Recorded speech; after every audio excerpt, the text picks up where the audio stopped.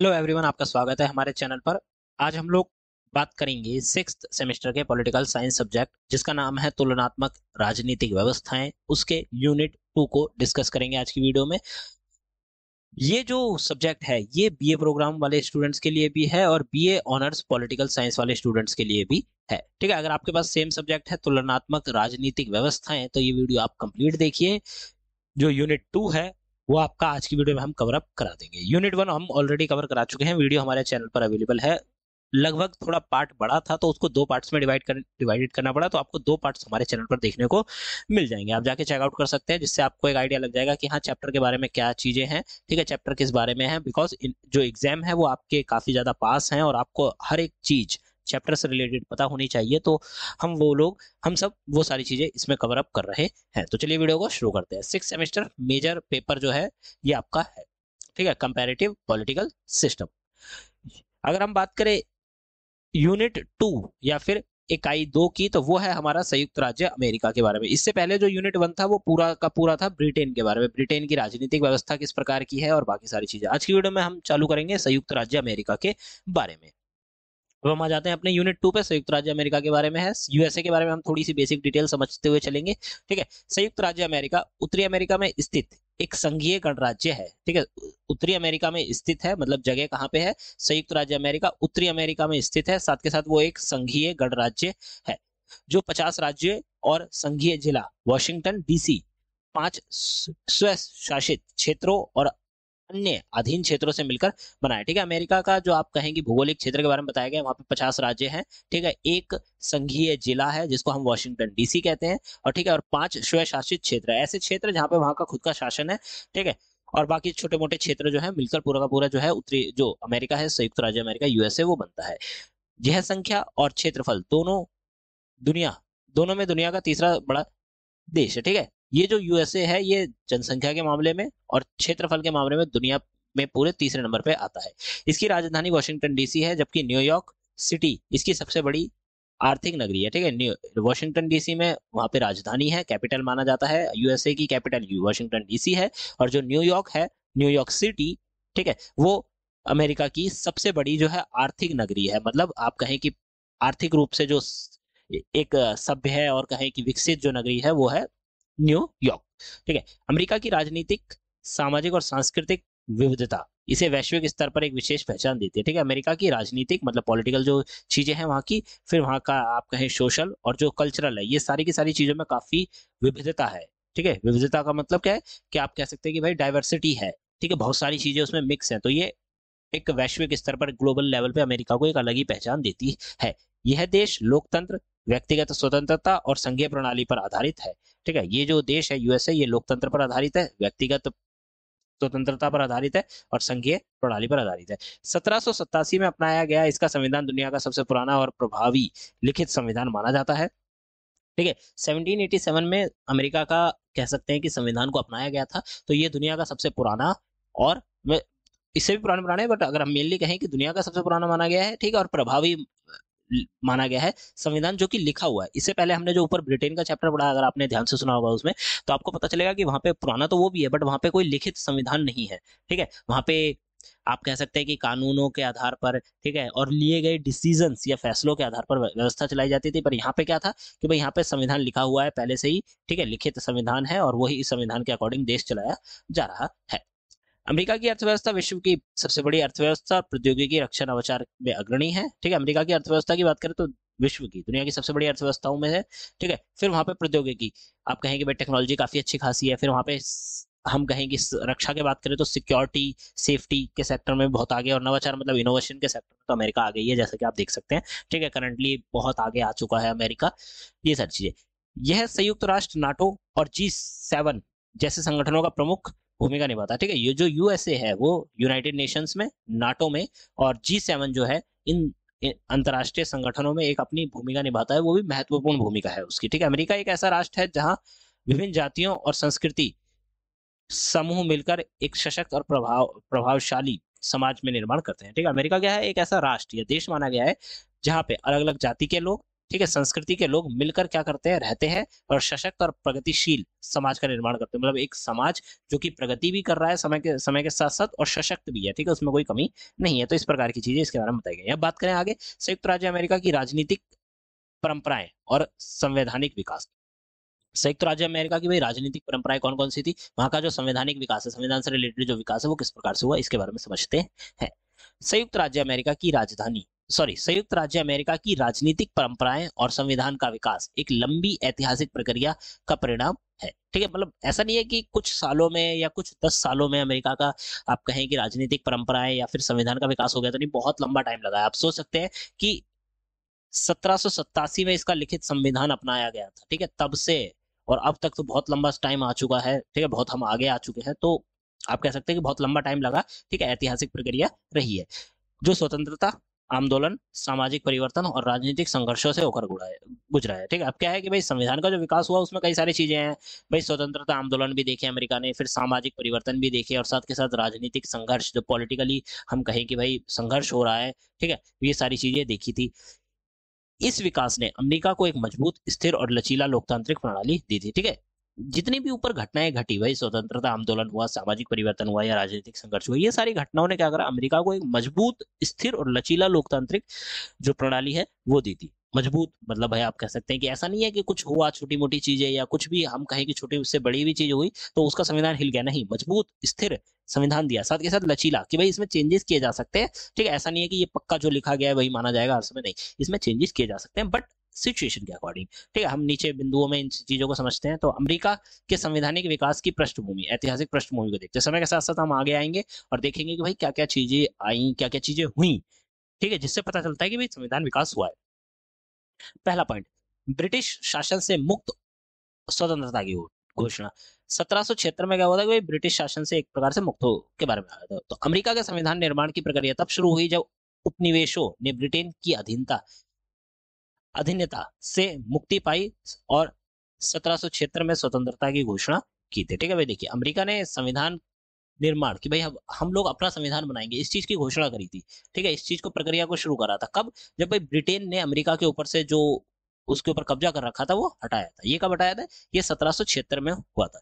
स्वतंत्रता की लड़ाई के पश्चात एक नए राष्ट्र की पहचान की आवश्यकता महसूस हुई। आप देखिए भाई स्वतंत्रता की लड़ाई हुई, ठीक है, लड़ाई में भाई स्वतंत्रता मिली। अब जब देश आजाद हो गया तो अब क्या हुआ कि भाई अब देश को था कि भाई हमें भी तो अपनी एक अलग पहचान बनानी है। ठीक है, अभी तक तो हम लोग किसके अंतर्गत आ रहे थे, भाई हम ब्रिटिश शासन के अंतर्गत आ रहे थे, औपनिवेशिक शासन के अंतर्गत आ रहे थे, बट अब हम लोग आजाद है, अब हमें एक अपनी अलग पहचान बनानी होगी। तो इस चीज की आवश्यकता महसूस हुई, ठीक है, महसूस हुई और संविधान के निर्माण की प्रक्रिया को चालू किया गया। फिर अब आगे देखें तो आर्टिकल ऑफ कॉन्फेडरेशन का निर्माण।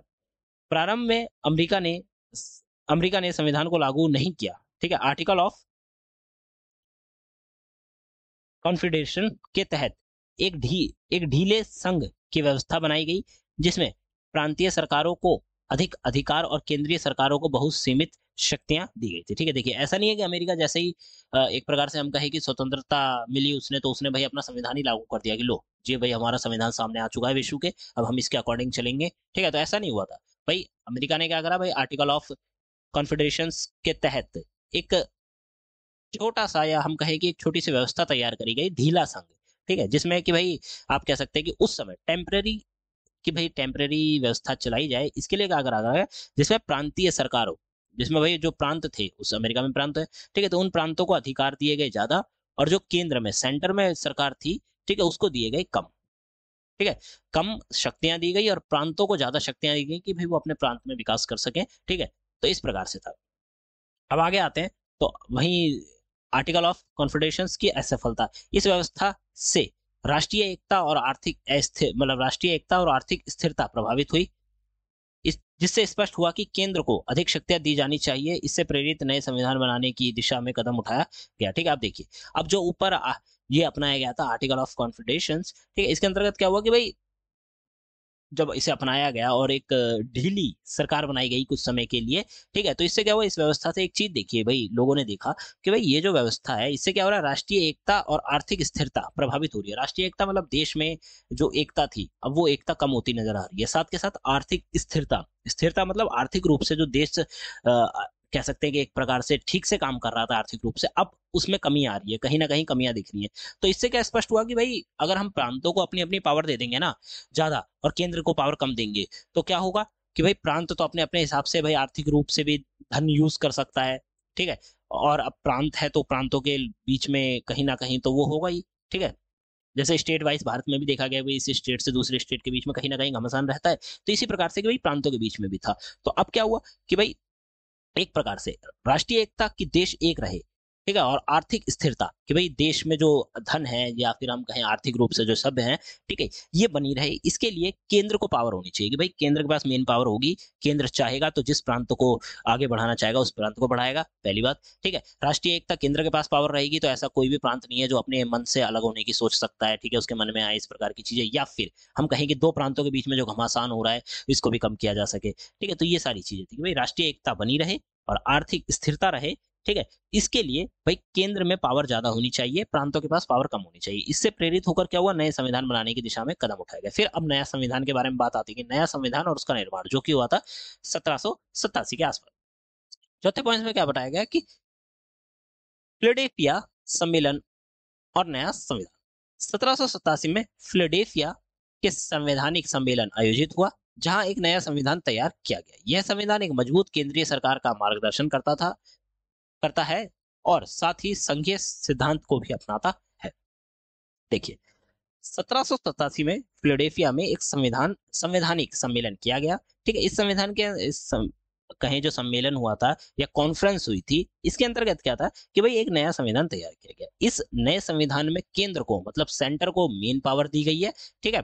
और साथ के साथ इस संविधान में हम कहें कि संघीय सिद्धांत कि भाई संघ बना रहे, पूरा देश एक संघ के तौर पे रहे, ठीक है, इस चीज को भी अपनाया गया था। अब आगे देखें तो इससे आगे पता चलता है कि सरकारों को 3 भागों में बांटा गया था, ठीक है। पहला आता है कार्यपालिका, राष्ट्रपति और उसका कैबिनेट इसके अंतर्गत आता है। फिर आता है विधायिका, कांग्रेस मतलब सीनेट और प्रतिनिधि सभा आती है। फिर आता है न्यायपालिका, सुप्रीम कोर्ट और अन्य संघीय अदालतें। इसका उद्देश्य शक्ति का संतुलन बनाए रखना है, ठीक है। जो न्यायपालिका है उसमें आता है सुप्रीम कोर्ट और अन्य संघीय अदालत, भाई हर एक संघ की अपनी अपनी अदालत, और सुप्रीम कोर्ट भी आता है, ठीक है। और इसका मेन उद्देश्य क्या था कि भाई शक्ति का जो संतुलन है ना वो बना रहे, ऐसा ना हो कि पावर किसी के पास ज्यादा चली जाए किसी के पास कम रहे, तो इस प्रकार की चीजें, ठीक है। फिर छठे पॉइंट में आता है बिल ऑफ राइट्स। नागरिक स्वतंत्रता की सुरक्षा के लिए संविधान में पहला संशोधन किया गया जिसे बिल ऑफ राइट्स कहा गया था। इसमें अभिव्यक्ति की स्वतंत्रता, धर्म की स्वतंत्रता और न्याय प्रक्रिया के अधिकार जैसे नागरिक स्वतंत्रता शामिल की गई थी। बिल ऑफ राइट्स के अंतर्गत काफी सारी चीजों के बारे में बात कही गई थी, जिसमें से क्या बताया था, इसमें आता है कि भाई अभिव्यक्ति की स्वतंत्रता, प्रत्येक व्यक्ति को अपनी एक मतलब उसकी जो है वो स्वतंत्रता होगी, ठीक है। उसको अपने धर्म की स्वतंत्रता मिलेगी। न्याय प्रक्रिया के अधिकार जैसे नागरिक स्वतंत्रताएं शामिल थी। भाई न्याय प्रक्रिया के अधिकार, भाई व्यक्ति के पास अधिकार होगा कि भाई अगर उसे न्याय चाहिए तो वो सारी चीजें कर सकता है, ऐसा ना हो कि वो दबके रहे व्यक्ति को, ठीक है। अभिव्यक्ति की स्वतंत्रता दी है बट उसके साथ अगर कोई गलत हो रहा है तो वो न्याय के लिए अपनी अपील नहीं कर सकता, तो इस प्रकार की चीजें नहीं थी। तो न्याय प्रक्रिया का भी अधिकार था, जिस ये सारी चीजें उसमें शामिल थी। नए संविधान के बाद अगर हम आगे देखें तो संवैधानिक संशोधन और न्याय व्याख्या के बारे में पॉइंट आता है। 7वां पॉइंट क्या कहता है कि सामाजिक मुद्दों से प्रभावित संविधान। प्रारंभिक संविधान में दासता, जातीय असमानता और महिलाओं के अधिकार जैसे मुद्दे शामिल नहीं थे, बाद में इन पर कई संशोधन किए गए, ठीक है। तो जब शुरुआती संविधान बना था ना, जब पहला नया संविधान बना था जिसको अपनाया गया था, ठीक है, उसमें क्या था, कई सारी चीजें नहीं थी उसमें, दासता या फिर जातीय असमानता, ठीक है, या फिर महिलाओं के अधिकार, वोट देने का, ठीक है, और भी कई सारे अधिकार जो थे वो चीजें उसमें शामिल नहीं थी। परंतु बाद में जब संशोधन किया गया तो वो सारी चीजें उसमें आई। अब देखते हैं 8वें पॉइंट के अकॉर्डिंग आपको पता चलेगा क्या क्या आया था। 13वां जो संशोधन हुआ था वो हुआ था 1865 में। दास प्रथा और अनैच्छिक श्रम समाप्त किया गया, ठीक है। दास प्रथा किसी को स्लेवरी जो होता है, स्लेवरी करवाना, जबरदस्ती, ये चीज बंद करी गई। और अनैच्छिक श्रम मतलब कि भाई मेरे को अगर कोई काम करना पसंद नहीं है ना तो मेरे पे कोई दबाव नहीं देगा उस काम को करने के लिए, ठीक है, या श्रम करने के लिए। तो अनैच्छिक मतलब जो चीज मेरे को नहीं पसंद या फिर मैं नहीं करना चाहता उसको श्रम कराने का जो जबरदस्ती थी उसको खत्म किया गया। सेम दास प्रथा में भी यही था कि भाई जबरदस्ती दास बना के रखना, ठीक है, व्यक्तियों को। फिर 14वां वो एक प्रकार से हम कहेंगे अगले जो संशोधन हुआ वो 14वां और 15वां संशोधन जिसमें समानता और मतदान का अधिकार को सुनिश्चित किया गया था पूरी जनता के लिए। ठीक है, 19वें संशोधन में महिलाओं को भाई वोट देने का अधिकार दिया गया, और 24वां और 26वां जो संशोधन था इसमें मताधिकार और समानता को और सशक्त बनाया गया। ठीक है भाई, मताधिकार मतलब वोट देने का अधिकार, और समानता का जो अधिकार था, इन सभी चीजों को और ज्यादा पावरफुल बनाया गया ताकि किसी भी व्यक्ति का जो अधिकार है ना उसका हनन ना हो। ठीक है, इस चीज पे अमेरिका का हम कह सकते हैं कि एक प्रकार से संविधान ने काफी ज्यादा जोर दिया था कि भाई वोट देने के अधिकार को और ज्यादा से ज्यादा सशक्त किया गया, सेम समानता के अधिकार पे भी दिया गया था। ठीक है, क्योंकि ये एक प्रकार से हम कहें कि व्यक्ति के मूल अधिकारों में से एक चीज है। 9वें की बात करते हैं। 9वें पॉइंट के अंतर्गत आता है भाई न्यायिक भूमिका। तो मार्बरी बनाम मेडिसन जो कि 1803 में हुआ था। ठीक है, इस मामले ने न्यायपालिका की शक्ति को मान्यता दी और संविधान की व्याख्या करने का अधिकार सुप्रीम कोर्ट को दिया। ठीक है, इस मामले ने क्या करा भाई, न्यायपालिका को ना पावर दी, मान्यता दी कि भाई हाँ इसकी शक्ति है। दूसरा कि भाई संविधान की व्याख्या करने का अधिकार सुप्रीम कोर्ट को दिया गया कि भाई संविधान में अगर आपको व्याख्या करनी है, ठीक है, तो आप क्या करेंगे, आप सुप्रीम कोर्ट के द्वारा ये चीजें की जाएंगी। ठीक है, तो इस चीज के ऊपर ध्यान दिया गया था। आगे देखें 10वें पॉइंट के अंतर्गत क्या आता है। 10वें पॉइंट के अंतर्गत आता है नागरिक अधिकार आंदोलन और कानूनी परिवर्तन जो कि 1950 से 1970 के बीच में हुआ था। 1964 का नागरिक अधिकार आंदोलन नस्लीय भेदभाव समाप्त किया।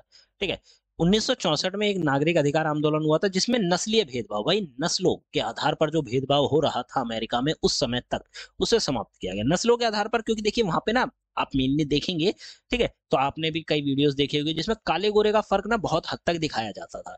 ठीक है, कि भाई जिनका रंग व्हाइट है उनको अलग तरह से ट्रीट किया जा रहा था, और जिनका रंग काला है उन्हें अलग तरीके से ट्रीट किया जा रहा था। ठीक है, तो इस चीज को पूरी तरह से समाप्त कर दिया गया नस्लों के आधार पर कि भाई ये अन्य नस्ल का व्यक्ति है, इसे ऐसे ट्रीट करो, ये चीजें खत्म हो चुकी थी, समाप्त कर दी गई थी। फिर 1965 का वोटिंग राइट्स एक्ट और 1967 का 24वां संशोधन, मतदान के अधिकार की रक्षा की गई और नस्लीय भेदभाव के खिलाफ कानूनी ढांचा तैयार किया गया। ठीक है भाई, मतदान का जो अधिकार है ना, व्यक्ति का वोट देने का जो अधिकार है उसको सुरक्षित किया गया, उसकी रक्षा की गई, और साथ के साथ जो नस्लीय भेदभाव के खिलाफ कानूनी ढांचा था उसे तैयार किया गया कि भाई हाँ अगर कोई व्यक्ति नस्लीय भेदभाव किया जाता है तो उसके करते हुए पकड़ा जाता है तो उसे इस कानून के आधार पर सजा दी जाएगी। इस प्रकार का पूरा एक ढांचा तैयार किया गया था। ठीक है, अब देखिए यहाँ पे लगभग हमने 10 पॉइंट्स कवर करे हैं। 10 पॉइंट्स किस चीज को कवर अप करते हैं, 10 पॉइंट्स कवर करते हैं अमेरिका के संवैधानिक विकास को। ठीक है, और उसकी ऐतिहासिक पृष्ठभूमि को। इंपॉर्टेंट क्वेश्चन है, आपसे डायरेक्ट पूछा जा सकता है छठे सेमेस्टर के एग्जाम से कि भाई संविधान, अमेरिका का जो संवैधानिक विकास है उसकी वर्णन कीजिए। तो उस वर्णन में आप क्या बताएंगे, आप स्टेप्स बताएंगे कि भाई इस समय अमेरिका में ये चीज चेंजेस हुई थी। आगे जाते हैं समय लाइन में तो हम लोग देखते हैं कि ये हुआ था। ठीक है, इस प्रकार से आपको समय में आगे आते आते चीजें एक्सप्लेन करते हुए चलना है। तो यहाँ पे आपके 10 पॉइंट्स कवर अप हो जाते हैं। फिर हम देखते हैं अमेरिकी संविधान की प्रमुख विशेषताओं के बारे में बात करते हैं। ठीक है, टोटल यहाँ पे हमने 12 विशेषताओं को डिस्कस किया है। इन विशेषताओं को फटाफट समझ लेते हैं। पहले आता है लिखित संविधान। यह दुनिया का पहला लिखित संविधान है। 1787 में बना, 1789 में लागू हुआ। इसमें 7 अनुच्छेद और 27 संशोधन है। ठीक है, ये उसके बारे में लिखित संविधान है। फिर संघनात्मक शासन प्रणाली, केंद्र और राज्य के बीच में सत्ता का स्पष्ट विभाजन है। केंद्र के पास सीमित अधिकार होते हैं और बाकी अधिकार राज्य के पास होते हैं। देखिए संघनात्मक शासन प्रणाली अपनाई गई। ठीक है, इसके अंतर्गत क्या था, केंद्र और राज्य के बीच में सत्ता को स्पष्ट रूप से बताया गया था। भाई केंद्र में पावर कौन सी रहेंगी और राज्य के पास पावर कौन सी रहेंगी, ये स्पष्ट रूप से बताया जा चुका है पहले ही। ठीक है, ऐसा नहीं है कि पावर का इधर उधर हो रहा है और कभी केंद्र कोई पावर यूज कर रहा है, कभी राज्य कोई पावर यूज कर रहा है, नहीं, पहले से ही स्पष्ट विभाजन कर दिया गया। दूसरा आगे देखें तो केंद्र के पास क्या है, सीमित अधिकार है। किसी चीज को मतलब सीमित अधिकार केंद्र के पास है, और जो बच गए अधिकार हैं वो अधिकार राज्य को दिए गए हैं। ठीक है, फिर न्यायिक समीक्षा की बात करें, सुप्रीम कोर्ट को यह अधिकार है कि वह यह सुनिश्चित करे कि सभी कानून संविधान के अनुरूप हो। ठीक है, सुप्रीम कोर्ट को क्या अधिकार है, सुप्रीम कोर्ट को अधिकार है कि वो यह सुनिश्चित करे, ये कंफर्म करे कि सभी कानून, जितने भी कानून बनाए जा रहे हैं वो संविधान के अनुरूप है या नहीं है। ठीक है, सुप्रीम कोर्ट का अधिकार है, मतलब कि अगर कोई कानून बनता है कानून लागू होता है तो सुप्रीम कोर्ट के पास अधिकार है कि वो कानून को वेरीफाई करे कि हाँ भाई ये जो कानून बनाया गया क्या ये संविधान के अकॉर्डिंग है, क्या इस कानून में जो चीजें बताई गई हैं वो संविधान के अकॉर्डिंग है, किसी व्यक्ति के अधिकारों का हनन तो नहीं हो रहा। ये सारी चीजें सुप्रीम कोर्ट ध्यान रखता है, उसके पास इसका अधिकार है। चौथे पॉइंट में क्या बताया गया, सत्ता का विभाजन। संविधान को 3 भागों में बांटा गया है। विधायी का मतलब वहां की कांग्रेस, ठीक है, मतलब संसद। कार्यपालिका राष्ट्रपति के अंतर्गत आती है, ठीक है, और न्यायपालिका आती है सुप्रीम कोर्ट के अंतर्गत। ठीक है, यहाँ पे जो कांग्रेस है, इस कांग्रेस का मतलब वहां पे संसद है। ठीक है, फिर 5वें पॉइंट में क्या बताया गया, मूल अधिकारों की गारंटी। पहले 10 संशोधन, बिल ऑफ राइट्स जो आया था, ठीक है, नागरिकों को अभिव्यक्ति, धर्म और समानता जैसे अधिकारों की गारंटी देता है। ठीक है भाई, पहले जो 10 संविधान संशोधन किए हैं, ठीक है, उसके अंतर्गत बिल ऑफ राइट्स की बात की गई है। बिल ऑफ राइट्स में क्या है कि भाई व्यक्ति के जितने भी राइट्स हैं, मतलब अधिकार है, जैसे कि अभिव्यक्ति का अधिकार, धर्म का अधिकार और समानता का अधिकार है, इन चीजों की गारंटी दी गई है वहां के संविधान के द्वारा कि भाई हम लोग, मतलब इस देश में जो है, ठीक है, व्यक्ति को अभिव्यक्ति का अधिकार है, उसको अपने धर्म को अपनाने का अधिकार है, उस व्यक्ति को समानता का अधिकार है। ठीक है, ये सारी चीजें बताई गई। फिर छठे पॉइंट में क्या आता है, कठोर संशोधन प्रक्रिया। संविधान को संशोधित करना आसान नहीं है, इसके लिए कठोर प्रक्रिया तय की गई जिससे स्थायित्व बना रहे। ठीक है, यहाँ का संविधान जो कि हमने ऊपर एक पॉइंट पढ़ा था, मैं आपको वहां पे दिखा लेके चलता हूं, शुरुआत में ही, जहां पे लचीले संविधान की बात की गई थी। ठीक है, लचीले संविधान के बारे में बात की गई थी। ये रहा लोकतांत्रिक प्रणाली, लचीला एक प्रकार से लोकतांत्रिक प्रणाली है। ठीक है, अब हम अगर नीचे आते हैं तो यहाँ के पॉइंट में क्या बताएगा, यहाँ पे हम बात कर रहे हैं संविधान के बारे में। अब संविधान जो है, कॉन्स्टिट्यूशन है वहां का, उसे थोड़ा ना हार्ड बनाया गया है। मतलब ऐसा नहीं है कि भाई कोई भी व्यक्ति आया या कोई सरकार आई उसने फटाफट संविधान में चेंजेस कर दिया, संशोधन कर दिया, नहीं। क्या करा गया, कठोर संशोधन प्रक्रिया की गई है कि भाई संविधान में संशोधन करने के लिए काफी कठोर प्रक्रिया तय की गई है जिससे स्थायित्व बना रहे, मतलब कि हर कोई व्यक्ति उसमें चेंजेस करने के लिए चेंजेस ना कर पाए, जिससे कि संविधान तैयार एक प्रकार से स्थायित्व रहे, पक्का रहे। ठीक है, क्योंकि अगर उसमें संशोधन पे संशोधन किए जाने लगेंगे ना, तो कहीं ना कहीं संविधान की आप कह सकते हैं कि जो कमियां हैं, या हम कहें कि संविधान कमजोर होता चला जाएगा, कमियां नहीं कहेंगे, हम कहेंगे कि संविधान कमजोर होता चला जाएगा। तो इस चीज को ध्यान में रखकर कठोर प्रक्रिया को तय किया गया था, ठीक है, ताकि स्थायित्व बना रहे। 7वें पॉइंट के अंतर्गत आता है कि लोकतांत्रिक स्वरूप। नागरिकों को अपनी प्रतिनिधि चुनने का अधिकार है और जनता और सरकार जनता के प्रति जवाबदेह होती है। भाई नागरिक जो है वो अपने प्रतिनिधि को चुन सकते हैं कि भाई हम चाहते हैं, ग्रुप ऑफ पीपल चाहता है कि ये व्यक्ति हमारे तरफ से संसद में जाए, कांग्रेस में जाए और वहां पे मतलब जो है हमारे लिए बात करे। ठीक है, तो इस प्रकार का प्रतिनिधि चुनने का अधिकार दिया गया। ठीक है, और जनता जो सरकार है वो जनता के प्रति जवाबदेह है। 8वें में आता है लचीलापन और स्थायित्व। यह कठोर होने के बावजूद इतना लचीला है कि समय के साथ साथ जरूरी संशोधन किए जा सकते हैं। ठीक है, जैसा कि यहाँ पे बताया गया, कठोर तो है ही, ठीक है, परंतु अगर जरूरत है, ठीक है, मतलब सिचुएशन के अकॉर्डिंग इसमें किया जा सकता है, परंतु प्रोसेस बहुत ज्यादा हार्ड है। ठीक है, कठोर है, आपको काफी ज्यादा हद तक चीजों को समझना पड़ेगा। ठीक है, उसके बाद संशोधन किया जा सकता है। तो जो सरकार भी संशोधन करने के लिए करती है, उसको भी बहुत अच्छे से संविधान को समझना पड़ता है कि हाँ भाई हम इस तरह से इस चीज में संशोधन करके चीजों को ला सकते हैं।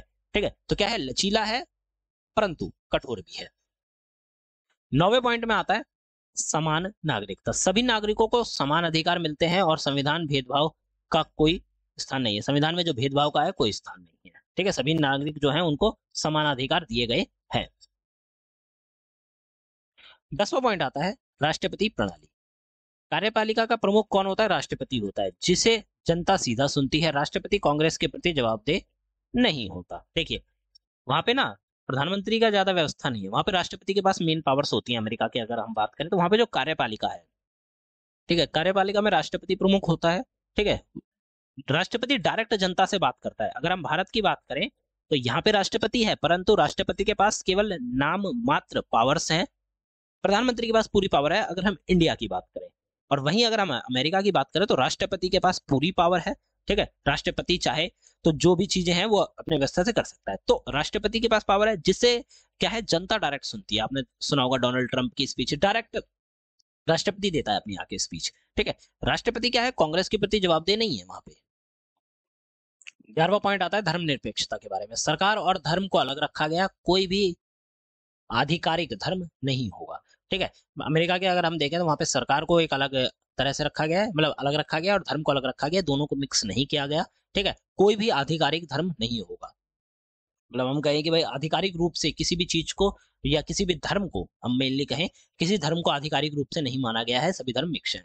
ठीक है, 12वां पॉइंट जो कि आखिरी पॉइंट है वो आता है विधायिका और द्विसदनीय स्वरूप। पहले आता है सीनेट, प्रत्येक राज्य से समान प्रतिनिधित्व। फिर आता है प्रतिनिधि सभा, राज्यों की जनसंख्या के अनुसार प्रतिनिधित्व।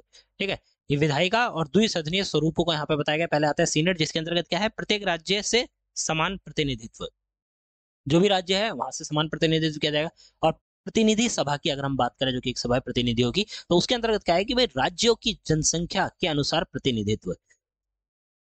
ठीक है, तो ये जो 12 पॉइंट है, ये 12 पॉइंट बताते हैं अमेरिका या फिर यूएसए की जो संविधान है उसकी विशेषताओं के बारे में। आगे देखें, संयुक्त राज्य अमेरिका समाज और अर्थव्यवस्था। संयुक्त राज्य अमेरिका को दुनिया की सबसे शक्तिशाली अर्थव्यवस्था और सबसे विविध समाजों में से एक माना जाता है। यहाँ समाज और अर्थव्यवस्था के बीच खास संतुलन है, जो देश को विश्व स्तर पर प्रभावशाली बनाता है। ठीक है भाई, अमेरिका को क्या बताया गया है भाई, शक्तिशाली अर्थव्यवस्था भी बताया गया है, साथ के साथ एक विविध समाज भी बताया गया है। डाइवर्सिफाई हम कहें कि जो वहां का सोशल है वो है। फिर आगे देखें कि यहाँ का जो समाज है, यहाँ समाज और अर्थव्यवस्था के बीच में एक अच्छा खासा संतुलन है कि भाई समाज में भी और अर्थव्यवस्था में भी, वहां की इकोनॉमी में और वहां के समाज में एक अच्छा संतुलन है। ठीक है, तो इससे क्या होता है कि भाई देश विश्व स्तर पर एक अलग ही जो है प्रभावशाली बनता है। आगे बात करें अमेरिकी समाज की विशेषताओं की बात करें, तो पहला पॉइंट आता है विविधतापूर्ण समाज। अमेरिका का समाज अधिक विविध है। यहाँ विभिन्न जातियां, धर्म और संस्कृतियां और राष्ट्रीयताओं के लोग साथ रहते हैं। अमेरिका में देखें तो एक विविध समाज है, जिसके अंतर्गत क्या आता है भाई, अलग अलग जाति के लोग, अलग अलग धर्म के लोग, अलग अलग संस्कृति के लोग और अलग अलग देशों से आए, मतलब राष्ट्रीय मतलब देशों से आए लोग भी वहां साथ में रहते हैं। यह विविधता अमेरिका को सबसे बड़ी पहचान है, और इसी ने देश को सामाजिक रूप से समृद्ध और जीवंत बनाया है। ठीक है, क्या है कि भाई यही अमेरिका की एक कहें कि सबसे बड़ी पहचान है, जिसको क्या बनाया, समाज को एक समृद्ध और जीवंत रूप बनाया कि भाई एक समृद्ध, एक डेवलप्ड ऑलरेडी वहां का समाज है। आगे देखें दूसरा पॉइंट जो क्या है अमेरिका के समाज की विशेषताओं के बारे में, वो आता है मूलभूत मूल्य। अमेरिकी समाज स्वतंत्रता मतलब फ्रीडम, समानता और अवसरों का मूलभूत सिद्धांतों पर आधारित है। ये मूल्य हर व्यक्ति को बिना भेदभाव के जीवन बेहतर बनाने का अधिकार देते हैं। ठीक है, देखिए मूलभूत मूल्य का क्या मतलब है कि भाई वहां पे स्वतंत्रता, समानता और अपॉर्चुनिटीज, ये सारी चीजों के मतलब कह सकते हैं कि इन सिद्धांतों को अपनाया गया है, जिससे क्या होता है कि भाई हर एक चीजों को, हर एक व्यक्ति को स्वतंत्रता है, हर एक व्यक्ति को समानता का अधिकार है, हर एक व्यक्ति के पास अपॉर्चुनिटीज है आगे बढ़ने की, अपने जीवन को और बेहतर बनाने की। तो ये सारी चीजें इसके अंतर्गत है बताइए। तीसरे में आता है अमेरिकन ड्रीम की धारणा। ये इंपॉर्टेंट है, थोड़ा सा समझिए। यह धारणा समाज का एक बड़ा आकर्षण है। इसके अनुसार हर व्यक्ति अपने मेहनत और प्रयास से सफलता प्राप्त कर सकता है, चाहे उसकी पृष्ठभूमि कुछ भी हो। ठीक है, देखिए अमेरिकन ड्रीम की एक धारणा वहां मानी जाती है। ठीक है, अमेरिकन ड्रीम जो है उसका क्या है कि भाई ये समाज में आकर्षण का एक केंद्र है, लोग इससे प्रभावित होते हैं। इसके अनुसार क्या है कि भाई हर एक व्यक्ति अपनी मेहनत से और अपने प्रयासों से सफलता प्राप्त कर सकता है, चाहे वो किसी भी बैकग्राउंड से हो, कोई फर्क नहीं पड़ता, वो व्यक्ति अपनी मेहनत करके और अपने प्रयासों को करके एक दिन सफलता प्राप्त कर सकता है। चौथा पॉइंट आता है शिक्षा, विज्ञान, कला और प्रौद्योगिकी का प्रभाव के बारे में। अमेरिका में कई ऐसे संस्थान और विचारधाराएं हैं जो वैश्विक स्तर पर शिक्षा, विज्ञान, कला और तकनीक को दिशा देते हैं।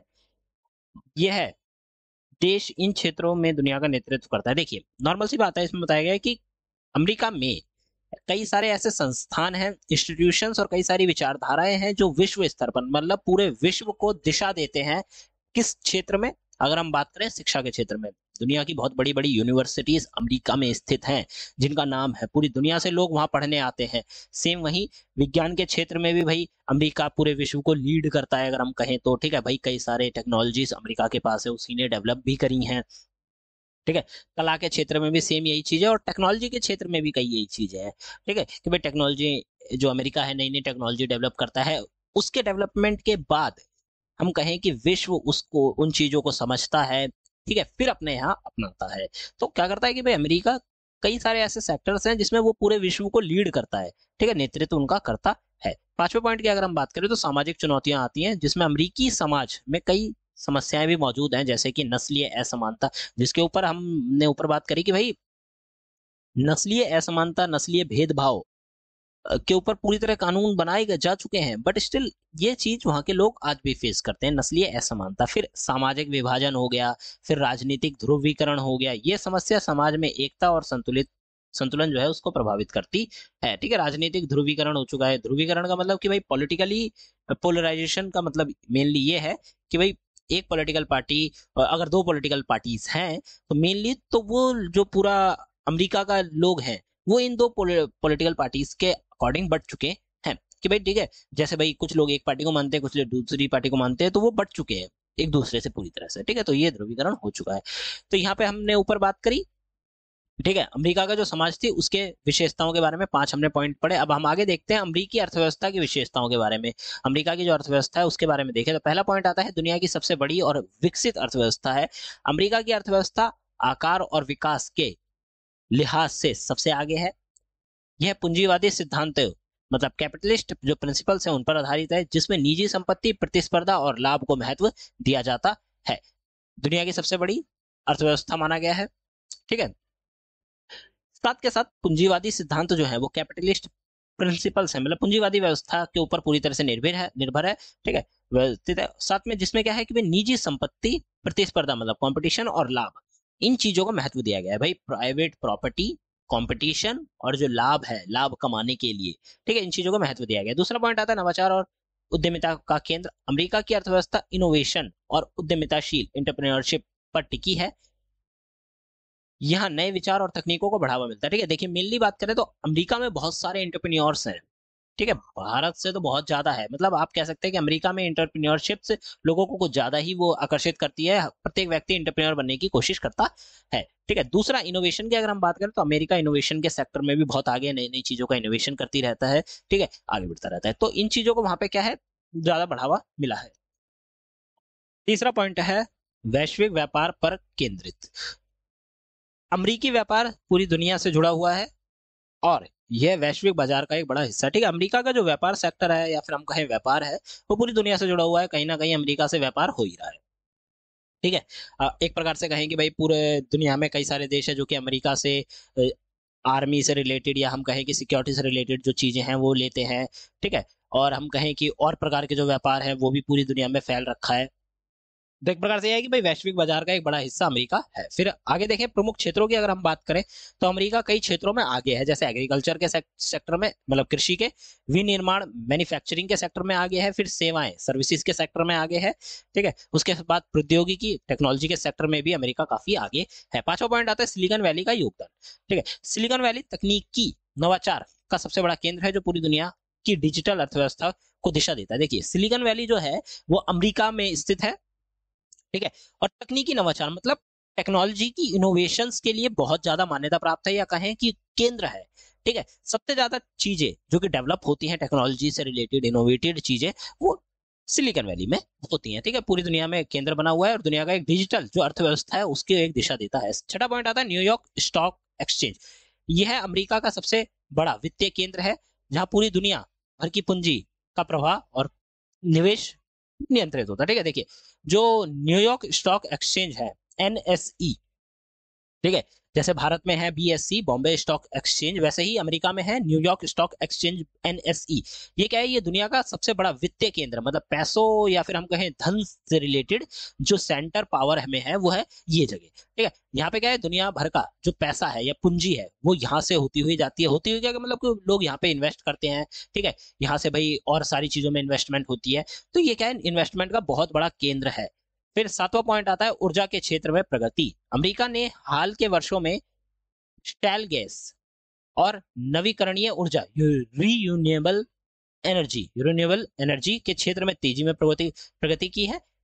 इससे यह ऊर्जा के मामले में आत्मनिर्भर बनने की दिशा में आगे बढ़ रहा है। ठीक है, आप देखिए अमेरिका क्या कर रहा है भाई, पावर के या फिर हम कहें एनर्जी के सेक्टर में ना आगे बढ़ने की कोशिश कर रहा है और बहुत ज्यादा आगे बढ़ चुका है। उसने यहाँ पे शैल गैस और उसके बाद नवीकरणीय ऊर्जा मतलब रिन्यूएबल एनर्जी, ऐसी एनर्जी जिसको भी हम दोबारा भी रियूज कर सकते हैं।